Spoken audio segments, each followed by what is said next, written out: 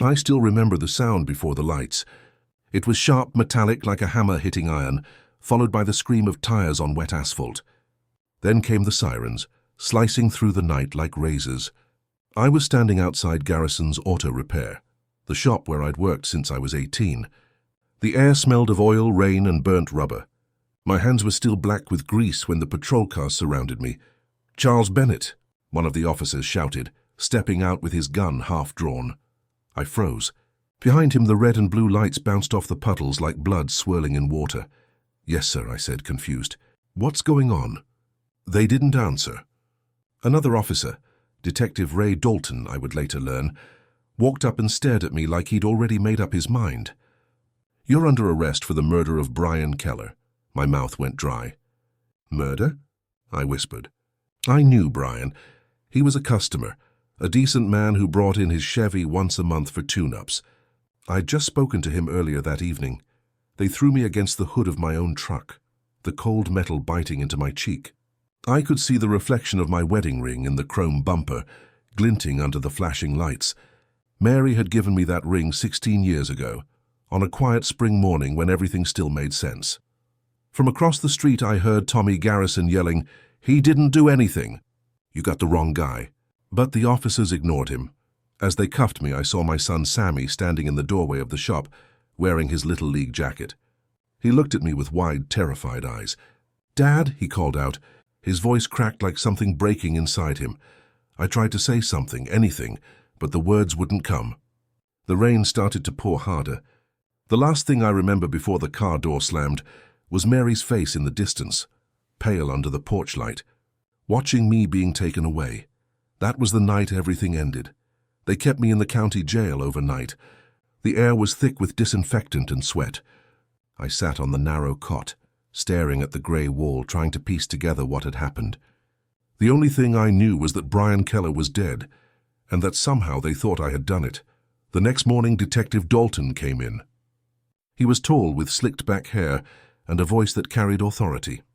He laid down a file on the table between us. "You were the last person seen with Keller. Your fingerprints were on his car door, and we found his wallet behind your shop." I shook my head, stunned. "That's impossible. He left hours before I did." "Maybe someone planted it." He slammed his fist on the table. "You think this is a joke, Bennett? The man's dead. Shot twice in the chest. I could feel my heart pounding so hard I thought it might break through my ribs. "I didn't kill anyone," I said, my voice trembling. Dalton leaned closer, his breath heavy with coffee and cigarettes. "Then who did?" I had no answer. All I knew was that something was terribly wrong. When my lawyer, a public defender named Martin Page, finally showed up, he looked exhausted, disinterested. "Charlie," he said, flipping through papers, "this doesn't look good. They have witnesses who say they saw you arguing with Keller that night." "That's not true," I said, shaking my head. "We talked about his car, that's it." Page sighed. "They'll push for a confession. My advice? Keep quiet." But the silence was the hardest part. Hours turned into days, days into weeks. The newspapers printed my face with the word killer in bold letters. The local news showed the footage of me being taken away in handcuffs. My friends stopped calling. People crossed the street to avoid Mary. When she finally came to see me, her eyes were red and swollen. "Tell me it's not true," she whispered through the glass. "It's not," I said, pressing my hand to the divider. "I swear, Mary, I didn't do this." She nodded slowly, but didn't look convinced. Behind her I saw Sammy clutching her hand, his face half hidden. He wouldn't meet my eyes. That night, when the lights went out in the cell block, I realized that everything I loved was already slipping away, one heartbeat at a time. The trial hadn't even started yet, but the sentence had already been handed down by the town. In small places like Raleigh's outskirts, people don't wait for proof. They just want someone to blame. Each morning, I could hear the guards talking outside my cell. "That's the guy who killed Keller," one of them would say. "Cold-blooded." The words stuck to me like tar. Tommy came by once to visit. His hands trembled as he spoke. "They're saying they found the gun, Charlie, behind the shop. Wrapped in a rag with your prints on it." I felt like the world tilted under me. "That's not possible," I said. "I don't even own a gun." "I know," Tommy said, his voice low. "But Ray Dalton's in charge of this thing. He wants it shut fast. They ain't listening to anyone. After he left, I sat on the bunk staring at the floor. I could hear the rain tapping against the barred window, the same rhythm as that night. Every sound carried memory, the creak of metal, the hum of the fluorescent light, the echo of a voice calling my name. When I finally closed my eyes, I saw flashes, the sirens, Sammy's face, the cuffs tightening around my wrists. The whole night replayed again and again until I couldn't tell dream from memory. There's a moment, right before a man breaks, when silence becomes heavier than pain. I felt that weight pressing on my chest, making it hard to breathe. I whispered to myself, "This isn't real. They'll see the truth." But somewhere deep inside, a colder voice answered, "What if they never do?" And that question, simple, cruel, endless, was the one that followed me into every dark cell that would come after. Before everything went wrong, my life was quiet, small maybe, but good. I used to wake up before sunrise, the smell of coffee drifting through the kitchen as Mary hummed to herself. Sammy would still be half asleep, dragging his baseball cap onto his head, grumbling about school. The mornings in Raleigh felt different back then. The air was cleaner, the light softer. I remember thinking that if peace had a sound, it was the creak of that old screen door opening to the world outside. My workshop sat just behind the house, a small two-bay garage filled with the scent of oil, rubber, and radio static. Tommy Garrison would usually get there before me, cigarette hanging from his lips, coffee in hand. "Morning, Charlie," he'd say, tapping the hood of whatever car we were working on that week. "You think we'll ever be rich doing this?" I'd laugh. Not a chance. But at least we'll die honest. That was how we measured success, by the sound of engines running right and customers smiling on their way out. It wasn't much, but it was ours. On Sundays we went to church. Reverend Paul Jenkins always greeted us at the door, shaking my hand with that big preacher's grip of his. "Brother Bennett," he'd say, "God's got his eyes on you." Back then I believed him. I believed in everything, hard work, fairness, truth. I never thought I'd live to see all of those things shattered. Mary wore a yellow dress that caught the morning sun, and every time she smiled, I felt like the luckiest man alive. Sammy would sit beside me in the pew, doodling cars on the donation envelope. I'd whisper, "Someday you'll draw the real thing, kid." And he'd grin like the world was his. If I'd known what was coming, how fragile that peace was, I might have held their hands tighter. But life doesn't give you warnings, it just changes direction, one ordinary day at a time. That last spring before the storm, the dogwoods were in bloom, and the air smelled like new beginnings. I didn't know those same blossoms would mark the end of everything I'd ever loved. The first sign of trouble didn't even feel like trouble. It was just another Tuesday. A man named Brian Keller came by the shop to pick up his car, a silver Impala with a bad alternator. He was a friendly guy about my age, worked at a hardware store downtown. He joked about how his car always chose to die right before payday. So I fixed it quick and told him not to worry. "Charlie," he said, shaking my hand, "you're the only mechanic in this town I trust. Everyone else tries to bleed me dry." That night he stopped by again just as I was closing. He looked nervous, glancing around like someone might be watching. "Hey, you mind if I ask you something?" "Sure," I said, wiping my hands on a rag. "You ever seen a guy named Rick Dalton hanging around here?" The name caught me off guard. "Ray Dalton?" I asked. "The detective." He hesitated. "Yeah, that's him." Forget it, man. I shouldn't have said anything. He left quickly, his taillights vanishing down the road. I stood there for a long time listening to the crickets, wondering what that was all about. When I told Tommy about it the next day, he frowned.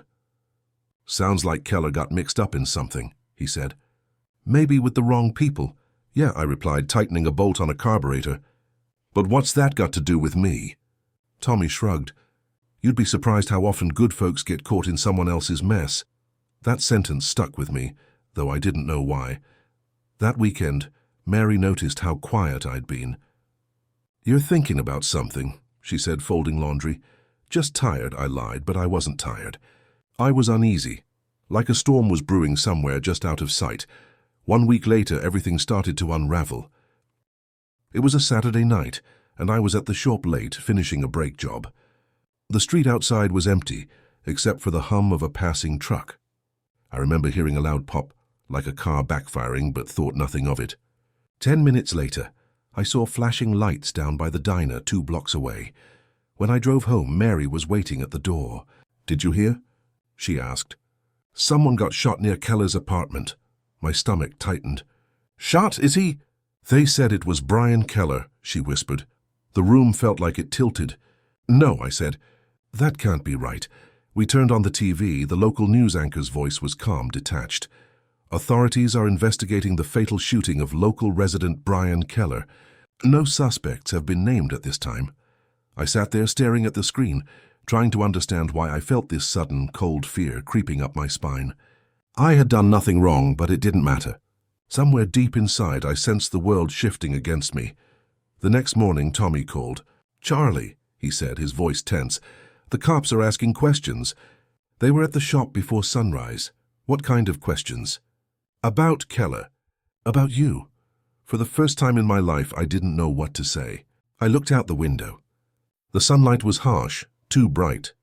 Everything outside looked the same, but it wasn't. That was the morning I stopped feeling safe in my own town. I didn't know it yet. But the storm had already begun, and I was standing right in the center of it. I didn't see the crime. I didn't hear it. I didn't even know it had happened until the next day, when 2 officers knocked on my door just after dawn. Mary was still in her robe, her hair wet from the shower. I remember the steam in the kitchen, the smell of pancakes burning on the griddle, and the sound of their boots on our wooden floor. Mr. Bennett, one of them said, we need to ask you a few questions about Brian Keller. My stomach tightened. Did something happen? The taller one, Detective Ray Dalton, gave me a long look, the kind of look that already has a verdict behind it. He's dead, he said flatly. Shot twice last night. We found his car near your shop. The words didn't make sense. They didn't fit anywhere inside my head. Dead? No. I just saw him 2 days ago. He came by the garage? Yeah, Dalton interrupted. We know. Neighbors saw him arguing with you. That's a lie, I said, my voice breaking. We talked about his alternator, that's all. Dalton smirked, pulling a small notebook from his pocket. Funny thing, though. We found his wallet behind your shop this morning, Mary gasped. That's impossible. But Dalton didn't even glance at her. We're going to need you to come down to the station, Mr. Bennett. Just routine questions. When they led me outside, the morning sun hit my eyes so hard I could barely see. The neighborhood was already awake. Mrs. Geller from across the street stood on her porch, arms crossed, watching. I could feel the weight of their eyes, the judgment hanging in the air. I looked back at Mary. She was holding Sammy's shoulder, whispering something I couldn't hear. The boy's face was pale, frozen. He didn't move. I didn't know it then, but that would be the last morning I'd see my home for 3 decades. At the station, everything smelled like sweat and old coffee. They put me in a small windowless room. A metal table, 2 chairs, one flickering light overhead. Dalton walked in with another man, a younger officer named Fisher, who sat in the corner, silent. Dalton laid out a stack of photos in front of me. Brian Keller lying face down near a dumpster. Blood dark against the asphalt. I felt sick. Good Lord. Dalton studied my face, looking for guilt. You recognize him? Of course I do. He was my customer. My friend. Friend. Dalton raised an eyebrow. Witnesses say you two had words. Something about money he owed you. That's not true, I said quickly. He didn't owe me anything. Dalton leaned back, tapping his pen. Then explain this. He slid a photo of the wallet toward me. Found behind your shop. Your fingerprints. Keller's blood. I stared at it, shaking my head. That's not possible. Someone planted it. Someone? Dalton repeated, pretending to write it down. And who would that be, Mr. Bennett? I don't know. I snapped, my hands trembling. He smiled faintly. That's convenient. The interrogation went on for hours. They asked me the same questions in different ways, trying to trip me up. When I told them I'd been at the shop alone that night, Dalton said, So no one can vouch for you? No, I said, realizing too late what it sounded like. He leaned in close, lowering his voice. You're digging your own grave, Bennett. When he finally left the room, I felt hollow, drained. Through the one-way mirror, I could sense eyes on me. I whispered to myself, they'll see the truth. They have to, but the truth was already buried under the story Dalton wanted to tell. That night they let me call Mary. My hands shook as I dialed. Charlie? Her voice was small, distant. They think I killed Brian, I said, my throat tight. But I swear, Mary, I didn't. I know, she said quickly, but her voice cracked. They came to the house. They searched everything. Sammy's terrified. I'll be home soon, I promised, though I didn't believe it. Tell him I love him. There was silence on the line. I will, she said finally. Just tell them the truth. I have. But when the call ended, the silence in that room felt heavier than steel. The next morning, Dalton returned, holding a file. You lied to us, he said. We got a statement from a witness, Tommy Garrison. Says he saw you arguing with Keller behind the shop the night of the murder. What? I stood up, stunned. That's not true. Tommy would never say that, Dalton shrugged. Maybe he changed his mind. My world started to blur. My best friend. My word against a dead man's and a detective's. I realized then that truth didn't matter anymore. Not here, not to them. As they escorted me to a holding cell, I caught sight of my reflection in the glass door. My face looked older already, my eyes hollow. I whispered to no one. I didn't see the crime. I wasn't there, but the walls didn't care. The city didn't care. The law didn't care. And from that moment on, I stopped believing that innocence could protect a man. The courthouse smelled of old wood and fear. I'll never forget that. It was February of 1995, grey skies over Raleigh, the kind of cold that crawls into your bones. When they led me in, the cuffs cutting my wrists, I felt like I was walking into a grave. The courtroom was packed. Reporters, townspeople, faces I'd known my whole life, all staring at me like I was a monster on display. Mary sat in the back, her hands folded tight, eyes red and swollen. She didn't look at me. Sammy wasn't there. The prosecutor, District Attorney Linda Moore, was sharp and calm, dressed in black. Her voice carried through the room like steel. The evidence, she said, is clear. Motive, opportunity, and proof, she pointed at me. Charles Bennett murdered Brian Keller after a dispute over money. Then he tried to cover it up. I wanted to scream, to stand and shout that it was all a lie. But my lawyer, Martin Page, whispered, "Stay quiet. Don't lose your temper. The jury's watching." The detective, Ray Dalton, took the stand first. His voice was smooth, rehearsed. "We found the murder weapon behind Mr. Bennett's garage, wrapped in a shop rag. His fingerprints were on it. Keller's blood matched." My stomach twisted. I wanted to shout that I'd never owned a gun, but Page squeezed my arm. "We'll counter that," he murmured. Then came Tommy Garrison. My friend, my brother in all but blood. He couldn't even look at me as he testified. "Yeah," he said softly. "I saw Charlie and Keller arguing that night." Keller looked scared. I whispered, "Tommy," but my voice didn't carry. He looked down, eyes wet. I didn't want to believe it. It felt like being stabbed in slow motion. Each word drove deeper until I could barely breathe. When I turned toward Mary again, she was crying, not from disbelief, but from doubt. And in that moment, I understood. Truth didn't matter anymore. The story had already been written. The trial dragged on for 3 weeks, but it felt like a lifetime. Every morning I was brought in through a side door, shackled, dressed in that same worn-out suit they'd given me from evidence. Every night I went back to my cell, where I could still hear the echoes of the courtroom in my head. The words murder, rage, betrayal bouncing off the walls like bullets. Martin Page tried, in his quiet, tired way, to defend me. He questioned the chain of custody for the gun. He argued that the fingerprints could have been planted, but Dalton's testimony overshadowed everything.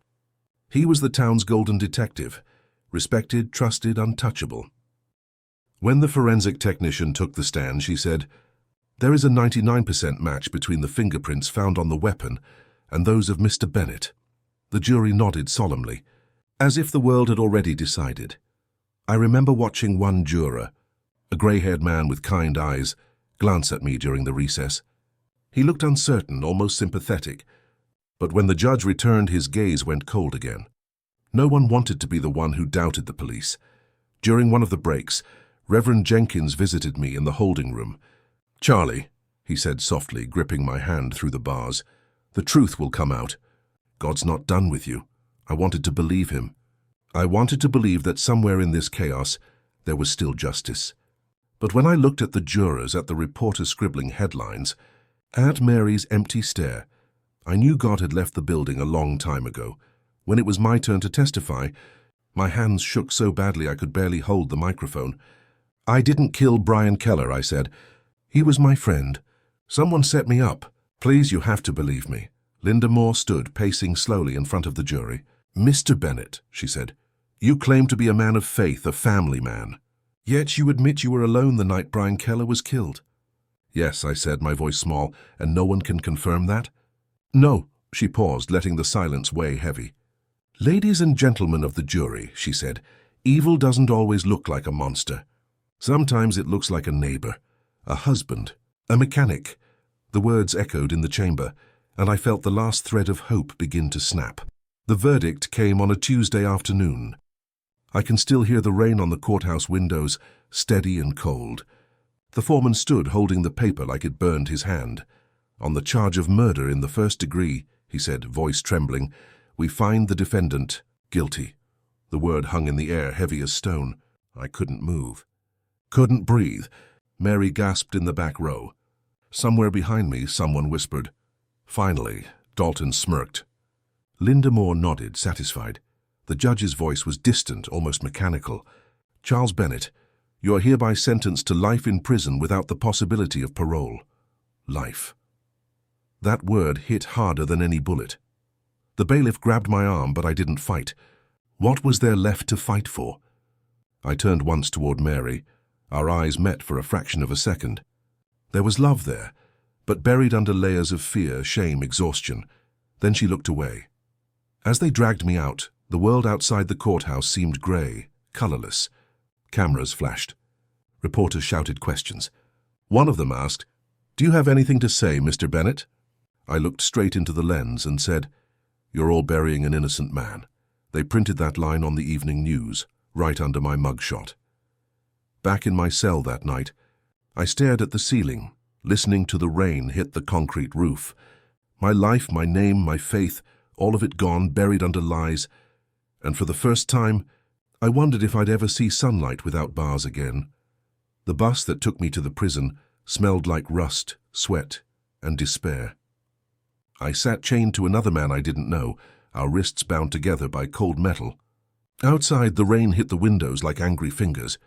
Every mile that passed felt like I was being driven further away from the world I once knew. When we reached Raleigh State Penitentiary, the gates rose like jaws waiting to swallow us whole. I'd seen prisons on TV, but nothing could have prepared me for the sound. The metal screaming as the doors slammed shut, the echo of boots on concrete, the constant hum of fluorescent lights that never went dark. "Move it, Bennett," barked a guard. His name tag read O'Leary, tall, red-faced, with eyes that had seen too much. "This ain't church camp. They stripped me, searched me, shaved me. Every piece of who I was, my clothes, my name, my dignity, was taken away and replaced with a number, a 42197. I remember holding the prison uniform in my hands. It smelled of bleach and hopelessness. The hallway to my cell was long and narrow, lined with faces that stared out through bars. Some laughed, some cursed, some just watched silently. "Fresh meat," someone yelled. Laughter followed, echoing through the block. When they opened the door to cell 14, I stepped inside and the clang of metal behind me sealed my fate. My cellmate, a tall man with tattoos creeping up his neck, looked up from his bunk. "You the new guy?" he said. I nodded. He smirked. "Don't talk much." "Good. Won't last long otherwise." That night I lay on the thin mattress, staring at the ceiling. The air was heavy with the smell of sweat, urine, and despair. From down the hall came the sounds of men shouting, laughing, crying, all blending into one endless noise that wouldn't stop. I thought of Mary's hands, of Sammy's laugh, of the sun setting behind our house. And for the first time in my life, I prayed not for freedom, but for sleep. Morning came like a slap.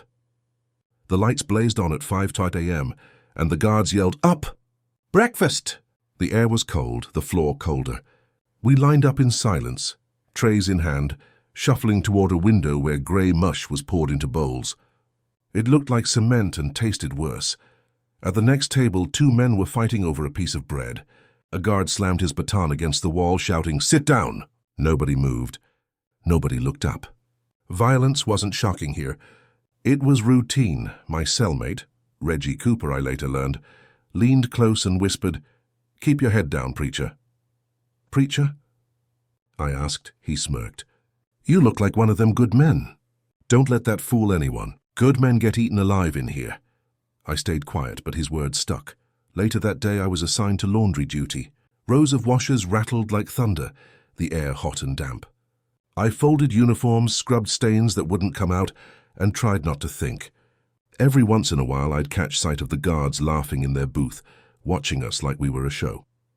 During lunch, a group of inmates passed by, their eyes sharp. One of them stopped beside me, a muscular man with scars across his knuckles. "You Bennett?" he asked. "Yeah."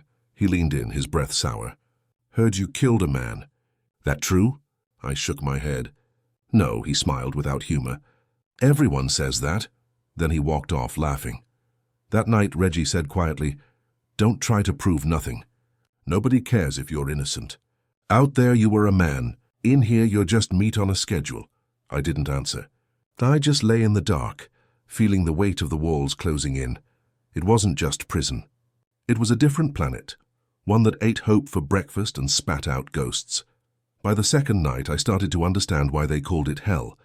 It wasn't just the noise or the fear. It was the silence that came after. The kind that made you remember everything you'd lost. From my bunk, I could see the moon through the bars. Pale, distant, unreachable. I thought of Sammy, probably asleep in his room, maybe dreaming of a father who still belonged to him. But I was gone, replaced by a headline, a number, a ghost in orange cloth. In the dark, voices floated from other cells. A man cried for his mother. Another prayed in whispers. Somewhere down the block, a fight broke out. The sound of fists, grunts, metal striking bone. A siren blared, and then silence again. Guard O'Leary came by during rounds, flashlight cutting through the darkness. He stopped at my cell and looked in. "First week's the hardest," he said. I didn't answer. He nodded slightly. "Keep your head down, Bennett. You might make it." His footsteps faded away. I stared at the ceiling, counting the cracks, tracing shapes that weren't there. Sleep didn't come easy. My mind replayed the trial, Tommy's trembling voice, Dalton's smirk, Mary's tears. The weight of it pressed down like a stone on my chest. Sometime before dawn, I whispered to myself, "You're still you. You're still Charlie Bennett." But even as I said it, I knew it wasn't true, because by then the man I used to be, husband, father, friend, back, was gone, and what remained was something else entirely, a shadow learning how to survive his first night in hell. The first few months Mary wrote every week. I lived for those letters. The sound of my name during mail call was the only thing that made my heart move. Bennett, Charlie, letter. Those words felt like sunlight in a windowless world. Her handwriting was neat and steady, like her voice used to be. She'd tell me about the house, about the garden, about Sammy's baseball games. She'd say, "We're okay. Sammy misses you, but I tell him his dad's a good man. We'll get through this." I read those words until the paper went soft. Sometimes I could smell her perfume on the envelope, faint but real enough to close my eyes and almost be home again. But then the letters started to change. They got shorter. Less warmth, more routine. "Sammy's in school. He's doing fine. I'm working extra hours. The church asked about you. There were no 'I miss yous' anymore. No 'I love yous.' When she came to visit for the first time, I almost didn't recognize her. She'd lost weight, her eyes sunken from lack of sleep. She smiled, but it was the kind of smile people wear when they've forgotten how. We sat across from each other with a glass divider between us. I picked up the phone, my hands shaking. "Mary," I whispered, "it's so good to see you." She nodded. "You look tired." "I'm hanging on," I said. "How's Sammy?" Her eyes shifted. "He's confused. People talk, Charlie. Kids at school say things." My chest tightened. "Tell him not to believe them. Tell him—" She cut me off softly. "He's just a boy." "It's hard." The silence stretched until she finally said, "I should go." When the guards called time, she stood up and pressed her hand to the glass. I pressed mine against hers, but the glass between us might as well have been miles. That was the last time she came that year. Time in prison doesn't move. It rots. The seasons change, but you don't feel them. You only notice that the letters come less often, and when they stop it, you don't even realize it right away. The last one I got from Mary was in 1997, just 3 years in. "Charlie, I can't keep Sammy in this. He needs a normal life. I'll always care for you, but we can't wait for something that may never come." I read it over and over until the ink blurred from my tears. Reggie tried to help. "Happens to everyone. he said, lighting a cigarette. Women move on. The world don't stop because you're behind a wall. She was my world, I said quietly. He blew out smoke. Yeah, that's the problem. After that, the silence was unbearable. No letters. No phone calls. I started volunteering in the chapel just to hear human words that weren't threats or orders. Reverend Jenkins still wrote to me sometimes, little notes of scripture and faith. God's timing is not ours, he'd say, but God's clock didn't tick in prison. It just stared. One day, God O'Leary handed me a slip. Bennett, you got a visitor. My heart jumped. For a moment, I thought it might be Mary, but it was Sammy. He was 12 by then. Taller, older, his hair longer. He stood behind the glass staring at me like a stranger. Sam, I said, voice shaking. You've grown. He didn't pick up the phone. He just looked. Finally, he whispered something I couldn't hear. The guard tapped the glass and motioned for him to lift the receiver. He did, slowly. Mom said I should come, he said, his voice flat. I'm glad you did, I said. I think about you every day. He looked down. They say you killed someone. My throat closed. That's not true. I didn't do it, son. He didn't answer. Just nodded once like someone who didn't believe but didn't want to fight. When the guard said time was up, he hung up the phone without looking at me again. That visit hurt more than the verdict. After Sammy's visit, the silence became permanent. Years passed. My letters went unanswered. I kept writing anyway, and birthdays, Christmas, first days of school I would never see. I wrote until my hands cramped and my heart went numb. Inmates came and went. Some died, some got out. Reggie got transferred upstate. So I stayed, the same cell, the same view, the same memories that refused to die. Every now and then I'd hear a new inmate crying for his wife, his kids. I'd listen in silence, knowing how the story would end. Eventually, the crying would stop. One night I found one of Mary's old letters under my mattress, one I'd read so many times the paper was thin as skin. I unfolded it carefully. No matter what happens, remember who you are. I stared at those words for a long time. I didn't know who that man was anymore. That night I dreamed of home, and the kitchen smelled like cinnamon. Sammy was laughing, running through the yard. Mary was humming while hanging laundry in the breeze. I called out to them, but when they turned, their faces were blank, just shadows fading into sunlight. I woke up with tears on my face. The morning bell rang, cold and sharp. I sat up, staring at the grey wall that had replaced my life. Somewhere out there, they were living a new story, one without me, and in here, I was still stuck in the same chapter that would never end. There's a sound prisons make when time stops mattering. It isn't the clank of metal or the echo of boots. It's quieter than that.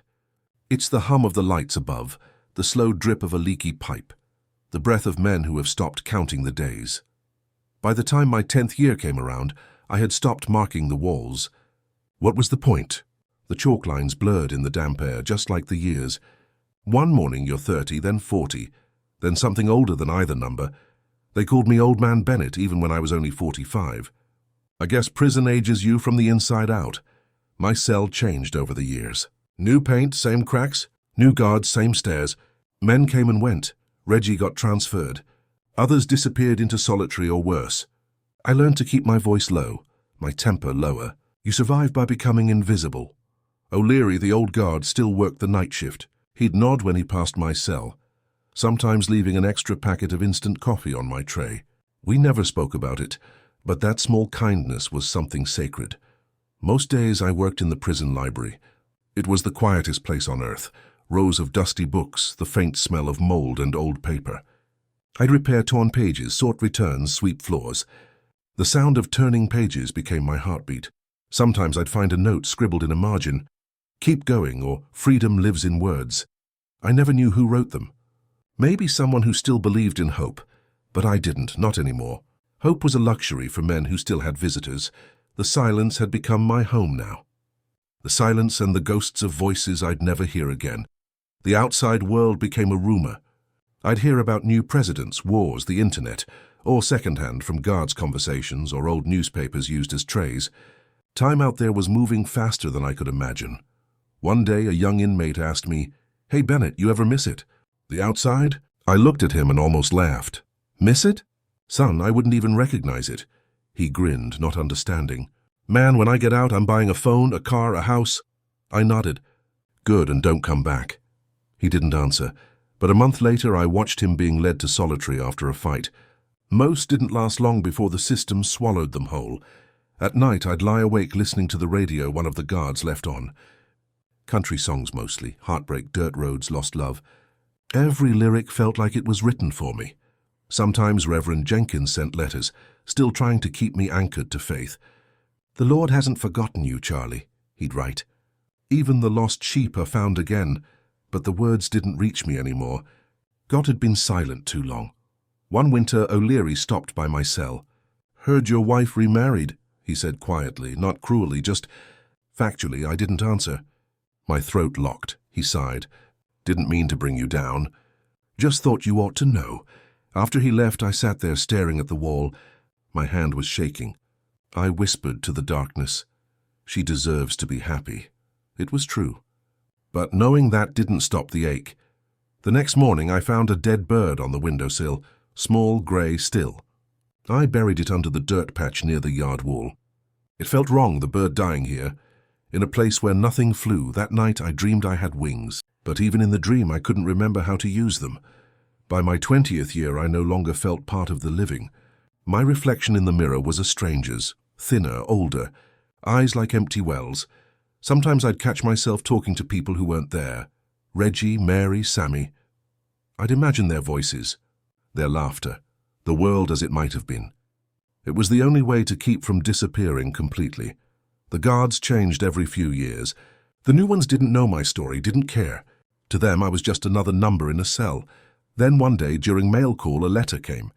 My heart almost stopped when I saw my name written in unfamiliar handwriting.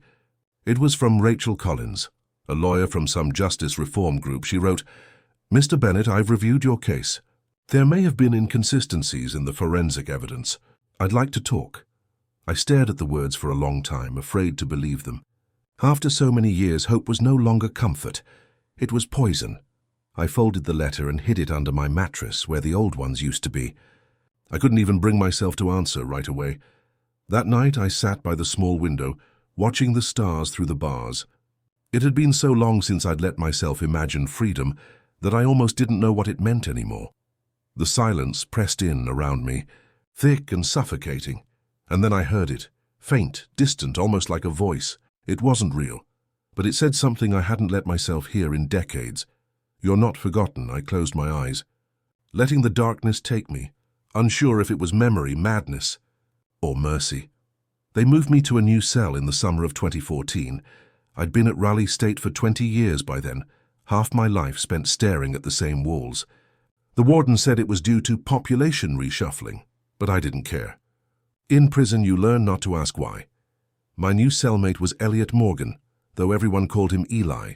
He was a big man, shoulders like a bull, beard streaked with grey, eyes that carried too much history. He walked with a limp and had tattoos fading into scars. He didn't talk much at first, just nodded when I introduced myself. "Charlie Bennett," I said, extending a hand. He stared at it for a long second before shaking it. His grip was heavy, the kind of handshake that says don't ask too many questions.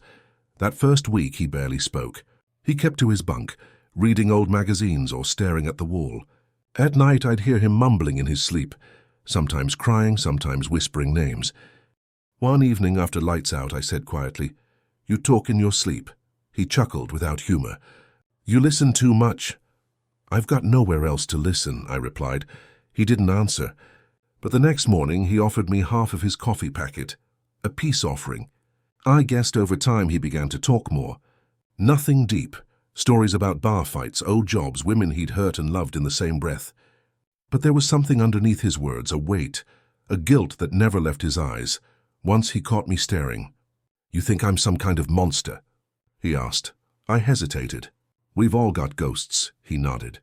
"Yeah, but some of us buried ours in the wrong place." I didn't know what he meant then. I would soon enough. Eli had a strange sense of humor. He could be quiet for hours, then suddenly start laughing at nothing. But when he laughed, it wasn't joy. It was something broken trying to sound alive. One afternoon during yard time, we sat near the fence, the sun baking the concrete. Eli lit a cigarette, offered me one. "You ever kill a man, Charlie?" he asked almost casually. I froze. "No," I said. "They say I did, but I didn't." He looked at me for a long time, then nodded slowly. "Figures. Why?" I asked. He blew out smoke. "You don't got that look. Men who've taken lives, you can see it in their eyes. You just look tired." "Yeah," I said quietly. 30 years of tired." He laughed, low and rough. "You're one of the old ones, still holding on to hope." "I don't think I am. Sure you are.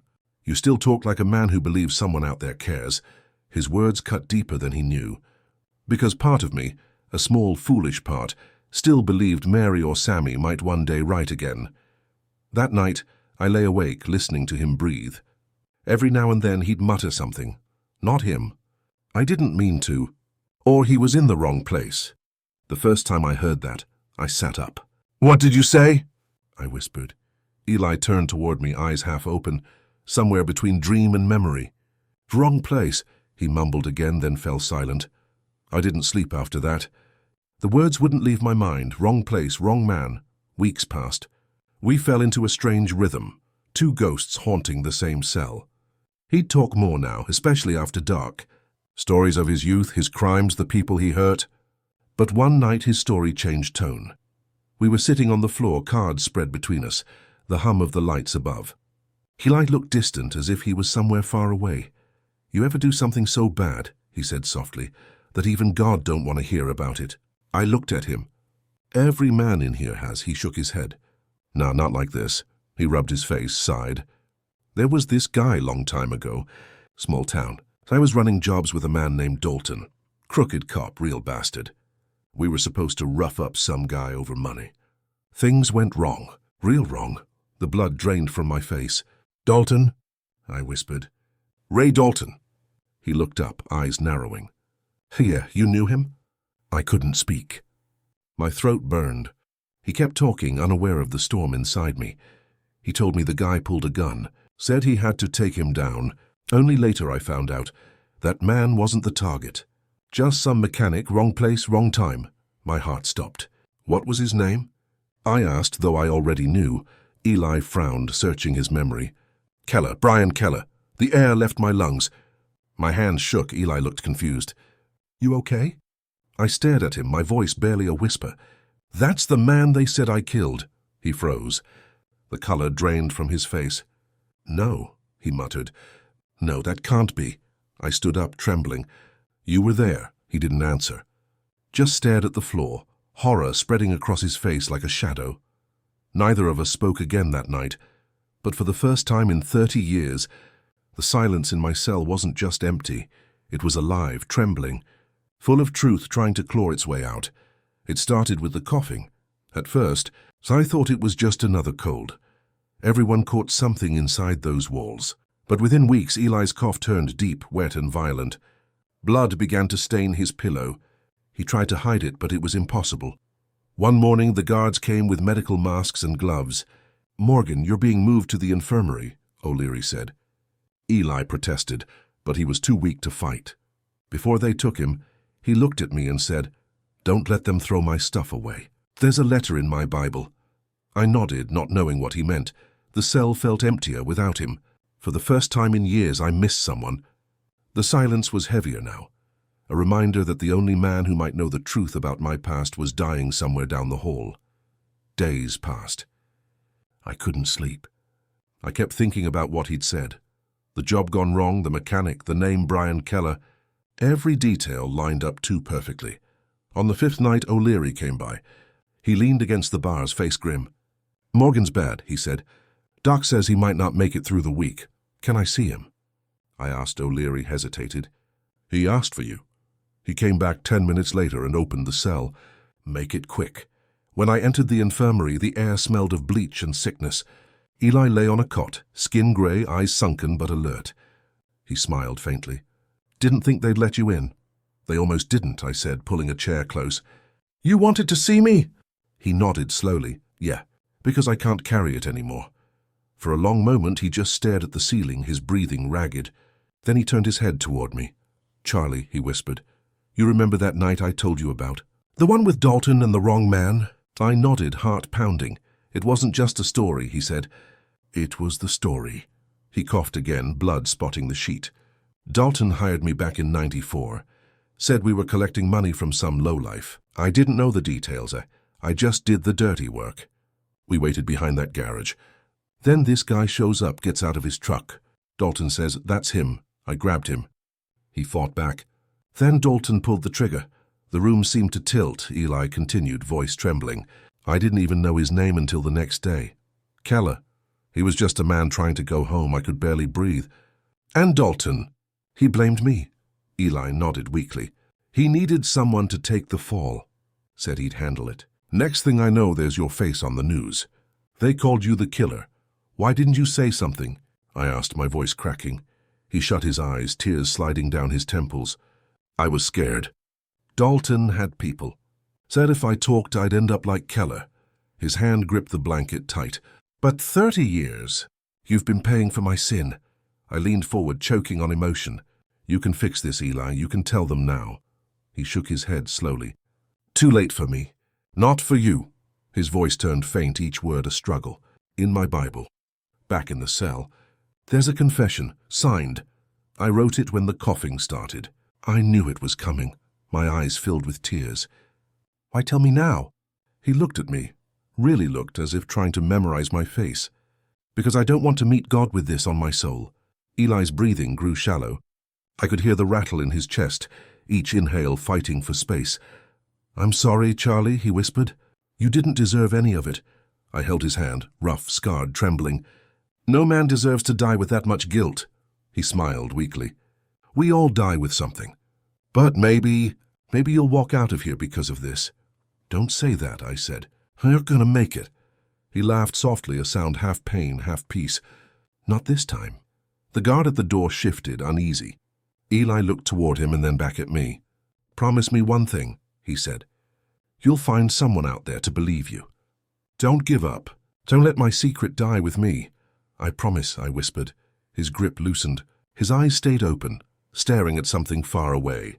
For a second, I thought he was listening, maybe to something I couldn't hear. Then his chest went still. I sat there, unable to move. The world felt quiet again, but it was a different kind of silence. Not the emptiness I'd known for decades, but a silence full of truth and ghosts. When O'Leary finally came to escort me out, I turned one last time toward the bed. Thank you, I whispered. Back in my cell, I found his Bible under his bunk, just where he said it would be. The pages were yellowed, the spine cracked. Inside, folded between Psalms and Revelation, was a handwritten letter. It began with 4 words that made my knees buckle. I killed Brian Keller. I didn't sleep the night I found Eli's confession. I sat on my bunk, the letter trembling in my hands, reading the same 4 words over and over again. I killed Brian Keller. The handwriting was shaky, but it was his. I'd seen him write 100 times. He'd signed it, dated it, even named Dalton. The words bled through the paper like wounds. At dawn, I went straight to O'Leary. My voice shook as I said, I need to see the warden, now. He looked up from his clipboard. What for? I have evidence, I said. Proof that I was framed. He sighed. Bennett, I've been here a long time. You wouldn't believe how many men say that. This isn't a story, I said, handing him the folded page. It's a confession. He hesitated, then took it. His eyes scanned the handwriting. For a moment, he didn't speak. Then he said quietly, Stay here. 2 hours later, the warden called me to his office. The room smelled like polish and dust. He sat behind his desk, the letter laid out in front of him like a relic. Where did you get this? He asked. From Eli Morgan. My cellmate. He died last night. The warden leaned back, his jaw tightening. You're claiming this man confessed to the murder you were convicted of? I'm not claiming it. He did. He exhaled, rubbing his temples. We'll send it to the legal department. But don't get your hopes up, Bennett. These things, they take time. Time. I'd already given them 30 years of that. As I was escorted back to my cell, O'Leary whispered, Don't give up, old man. Sometimes the truth takes longer to crawl out of the dark. For the first time in decades, I felt something stir inside me. Not quite hope, but something close. A few weeks later, a letter arrived. The envelope had a seal I didn't recognize, North Carolina Innocence Initiative. I tore it open with shaking hands. Mr. Bennett, we have received a copy of Elliot Morgan's written confession. We'd like to discuss reopening your case. Attorney Rachel Collins will be representing you. Rachel Collins. The same name from years ago. From that letter I never answered. When she walked into the visitation room 2 days later, she looked exactly like someone who still believed in the impossible. Sharp suit. Clear eyes not yet worn down by the system. "Mr. Bennett," she said, sitting across from me. "I've read your file. And now I've read this confession. It matches details from the original police reports, things only the real killer would know." I swallowed hard. "Does that mean—" "It means we have a chance," she said. "Not a guarantee, but a chance." The next few months were a blur of interviews, signatures, and court filings. Rachel visited weekly, bringing updates and photocopies. "We're filing a motion for post-conviction relief," she explained. "If the judge accepts it, we'll get a hearing." I didn't let myself believe it until the day the guards told me to pack my things. "You're going to Raleigh Superior," one of them said. "Court order." When I walked into that courtroom again, my legs almost gave out. The benches, the wood, the smell, it all came back, every ghost I'd left behind. But this time I wasn't alone. Rachel stood beside me, confident, calm. She placed a hand on my shoulder. "We'll speak truth, Charlie. Let's make them listen." And for the first time since 1995, I dared to hope that maybe, just maybe, someone would. The hearing began on a grey Monday morning. The courtroom was smaller than I remembered, but the weight in the air was the same. Rachel called the first witness, the medical examiner who'd reanalyzed the evidence. "The fingerprints on the weapon," she said, "were never conclusively matched to Mr. Bennett. The original report overstated the certainty." The prosecutor objected, of course. "Speculation," he barked. But the judge allowed it. Then came the confession. Rachel held up the page with gloved hands. "Your Honor," she said, "this document was written and signed by Elliot Morgan, a verified associate of former Detective Ray Dalton. In it, he confesses to the murder of Brian Keller and to the framing of Charles Bennett." The judge studied it in silence. Every tick of the clock echoed in my chest. When the court called O'Leary, he testified simply, "I saw the letter myself. I gave it to the warden the morning after Morgan's death." Then Rachel did something bold. She requested that Ray Dalton himself be subpoenaed. The room stirred. Even after retirement, his name carried weight. When he finally appeared, older but still smug, he avoided my gaze. "Detective Dalton," Rachel began, "did you know Elliot Morgan?" He hesitated. "He was an informant. I used him sometimes." "Used him," Rachel repeated. "Were you aware he accused you of covering up a murder?" Dalton smirked. "He was a criminal." "They all lie. Except this time," she said. "His lie lines up with every inconsistency in your investigation." The courtroom went still. Dalton's jaw tightened. For the first time, I saw fear in his eyes. When the session ended, the judge announced that the court would review all evidence before ruling. "And we will reconvene in 30 days, he said. As they led me away, Rachel whispered, "It's not over." But we shook the ground today. For the first time in 30 years, I felt the world shift and ever so slightly in my favor. 30 years, 2 months, and 11 days. That's how long it took for the truth to set me free. But by the time it happened, I wasn't sure I still knew what freedom meant. It was a cold morning in March when the guard came to my cell and said, "Bennett, pack up." His tone was different, not routine. Not cruel, just, "Careful." "What for?" I asked.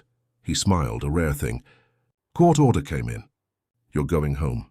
For a second, the words didn't register. Home. That word had lost all meaning years ago. I folded my blanket, gathered my few possessions, a Bible, 2 letters, and Eli's photograph, and walked out of cell 14 for the last time. The sound of the door closing behind me felt like the end of a lifetime. O'Leary was waiting near the gate. He gave a small nod. "Told you the truth crawls out eventually." I tried to speak, but no words came. He extended his hand through the bars, and I shook it. The gesture was small, but it meant everything. They handed me a brown paper bag with my old clothes inside, the same ones I'd worn the day they arrested me. The fabric was stiff, foreign, like something borrowed from another man's life. When the gates opened, I stepped into the sunlight. It burned. After 30 years under fluorescent bulbs, the real sun was too bright, too alive. Rachel was waiting by her car. She smiled, eyes shining. "It's official," she said. You're a free man. Charlie. Free. The word echoed in my head like a bell, beautiful and terrifying all at once. I looked back one last time at the grey towers behind me. That place had taken everything. My youth, my family, my faith, and yet, as strange as it sounds, part of me felt like I was leaving a piece of myself inside those walls. The ride back to Raleigh was quiet. I watched the world pass by through the window. Highways, trees, billboards, things I hadn't seen in decades. Everything looked sharper, faster, louder. Rachel talked softly about next steps. The state will issue a formal apology. You'll be eligible for compensation. We'll work on getting your record expunged. I nodded, barely listening. Outside, the world looked like a movie I didn't belong in. People on cell phones, cars with screens on the dashboard, buildings made of glass. I'd left one century and stepped into another. When we pulled into a diner, Rachel said, "You need real food, not what they serve in there." The smell of bacon and coffee hit me like a memory. It almost made me dizzy. I sat at the booth while people came and went, unaware that the man at the corner table had lost half his life to a lie. The waitress, Maggie, smiled. "What can I get you, hun?" I hesitated. "Eggs over easy, toast," she laughed. "So you got it." When the plate arrived, I stared at it for a long time. Then I took a bite, the first meal of a free man. Warm, buttery, almost too rich. I had to close my eyes to stop myself from crying. Rachel watched me quietly. "What are you thinking?" I shook my head. "That I don't know how to live out here." She reached across the table. "You'll learn. One day at a time." After breakfast, she handed me a small envelope. "From your son," she said softly. My hands trembled as I opened it. Inside was a photograph. Sammy, now a grown man, standing beside two kids. On the back, a note in simple handwriting. "Welcome home. Dad." For the first time in decades, I felt something break open inside me. Something fragile, like sunlight through dust. They put me up in a small motel that first night. Rachel said she'd be back in the morning to start the paperwork. So I stood at the window for hours, staring at the city lights. Freedom was quiet, and too quiet. No guards shouting, no locks clanging. Just the hum of traffic and my own heartbeat. I took a long shower, the first without time limits. I let the water run down my back until the mirror fogged up. When I wiped it clear, I didn't recognize the man staring back. His face was lined, his hair grey, his eyes old. I sat on the bed holding the photo of Sammy. I whispered, "I'm sorry for everything you had to grow up without." There was a knock at the door. When I opened it, Rachel stood there again, smiling. "There's someone here to see you." Behind her stood a man I barely recognized, tall with the same eyes I'd seen in that photo. Sammy. For a long moment, neither of us spoke. Then he stepped forward and said, "You look smaller than I remember." I smiled through tears. "And you look like the man I used to be." He hugged me. It wasn't long, but it was real. Solid. 30 years of pain compressed into a single breath. When he finally pulled back, he said, "The kids want to meet you. Maybe tomorrow?" I nodded. "Tomorrow sounds good." After he left, I sat back down, the quiet settling around me. I looked at the Bible on the nightstand, the same one that had held Eli's confession, and whispered, "You did it, old friend. You kept your promise." Outside, the city buzzed, alive and indifferent. And inside, I finally realized that freedom wasn't about walking out of prison. It was about finding the strength to keep walking, even when there was nowhere left to go. The weeks after my release passed like a blur. I met more people in a month than I had in 30 years, yet I'd never felt lonelier. Reporters wanted interviews. Strangers sent letters calling me a symbol of resilience. Lawyers talked about settlements, compensation, rebuilding. But none of that brought back the years. Rachel helped me set up a small apartment downtown, 1 bedroom, clean, quiet. She stocked the fridge, handed me a phone and said, "Call me anytime. You're not alone anymore." I smiled, but part of me still felt trapped behind invisible walls. At night, I'd wake up in the dark, heart racing, expecting to hear the clang of metal or the guard's footsteps. Freedom had its own kind of prison, one made of memories. Sammy visited every Sunday. He always brought his kids, Emily and Jack. The first time they came, they hid behind him, whispering, "Is he really Grandpa?" I laughed and said, "Guess I am." Little by little, they grew used to me. Emily drew me pictures of houses and sunsets. Jack liked to ask questions about the old days. I told him about baseball and lemonade stands, not about bars and lockups. One afternoon, Sammy and I sat on the porch of my apartment. The air smelled of cut grass and car exhaust. Freedom had a scent, after all. He said quietly, "I used to hate you, you know. I thought you did it. Mom never said it, but I saw it in her eyes." I nodded slowly. "I don't blame you. She passed 5 years ago," he added. "Cancer." The words hit me like a punch I didn't see coming. I stared out at the street, the sound of kids playing in the distance. "I always hoped I'd see her again," I said. "I think she'd be proud," he whispered. For the first time in a long while, I believed him. Freedom wasn't about walking where you wanted. It was about learning how to live with everything you couldn't get back. Some days I'd sit by the window and watch the world move. People rushing to work, children laughing, old men walking dogs. Simple things, ordinary things. I used to dream of moments like these in prison. Now I just sat and tried to feel them. The settlement came in that spring, a check with too many zeros, handed to me by the same system that once destroyed me. For wrongful conviction, they called it. There's no dollar amount for time. For missed birthdays, for holding your wife's memory instead of her hand. Still, I used part of it to do something that mattered. Rachel helped me set up a small foundation, the Eli Morgan Initiative, to help other inmates prove their innocence. When she asked why I chose Eli's name, I said, because the truth that set me free came from a dying man who'd spent his life hiding from it. She smiled. Then maybe his soul's at peace now. Sometimes I'd visit his grave, a simple marker with his name and 2 dates. I'd stand there and whisper, "We made it, Eli, we did it, and I meant it." At night I'd walk through the city until my legs ached. The hum of streetlights, the wind through the trees, even the sirens. Everything sounded like life. One evening I stopped at a small diner. The waitress looked at me and said, "You look tired, hon." "Long day?" I smiled faintly. "Long life." She poured me coffee and asked, "So what do you do now?" I thought for a moment. "I help people find their way out." She nodded, not understanding the weight of those words. But that was fine. Most people never would. This morning I woke before sunrise. Old habit. I made coffee and stepped outside. The world was quiet.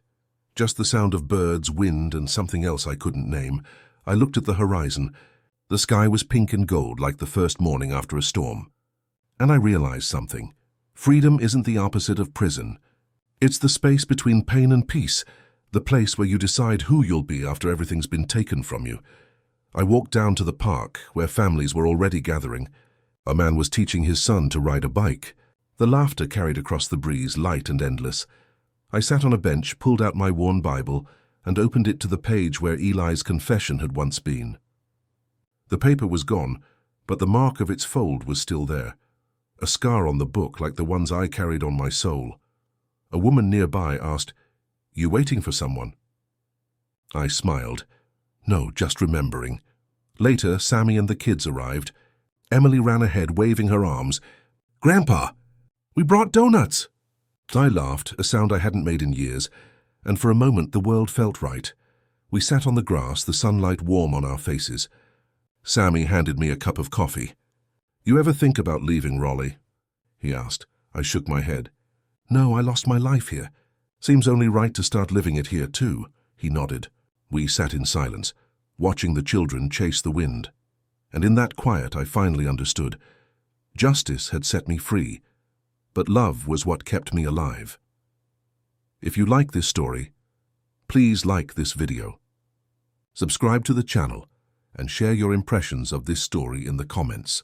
To listen to the next story, click on the box on the left.